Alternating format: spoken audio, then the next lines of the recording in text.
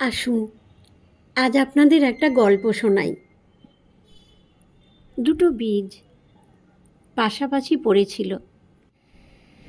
যে মাটির ওপর পড়েছিল সেই মাটিটা ছিল পাথুরে, কঠিন মাটি, শক্ত, রুক্ষ। বহুদিন বৃষ্টি হয়নি সেই এলাকায়। সেই মাটির ভেতর দিয়ে শিকড় চালানো চারটিখানি কথা নয়। প্রথম বীজটা ভাবলো, আমি কি পারবো? আমি পারবো না। এরকম পাথুরে, কঠিন, শুকনো মাটির ভেতর দিয়ে আমার শেকড়টাকে চালিয়ে দিতে আমি পারবো না। সে বড় কঠিন কাজ হবে। কি দরকার এত কষ্ট করে? তার চেয়ে এভাবেই পড়ে থাকি। প্রথম বীজটা সেই শুকনো কঠিন মাটিতে সেভাবেই পড়ে রইল।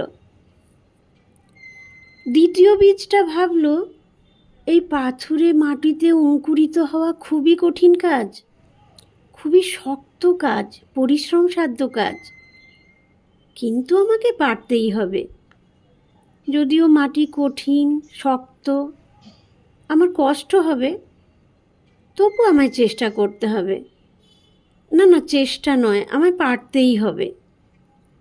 এই বলে ধীরে ধীরে সে অঙ্কুরিত হবার চেষ্টা করল।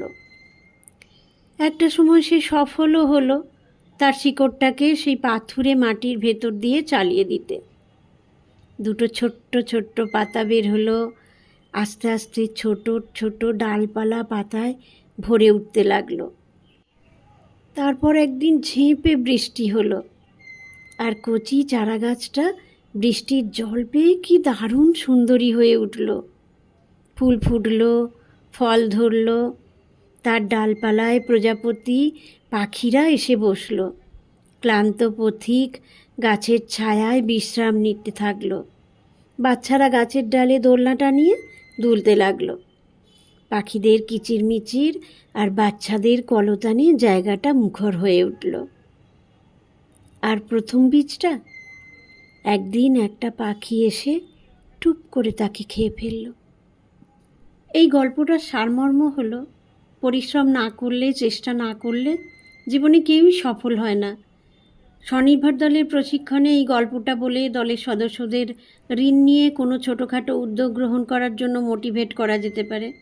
জীবন একটাই, কখন যে সেটা আঙুলের ফাঁক দিয়ে জল গলে যাবার মতো চলে যাবে তা আমরা জানতেও চাই না। তাই সময় নষ্ট না করে আর্থিক স্বাধীনতার জন্য, ভালোভাবে বাঁচার জন্য সকল মহিলাদের কোনো উদ্যোগ গ্রহণ করার চেষ্টা করা উচিত।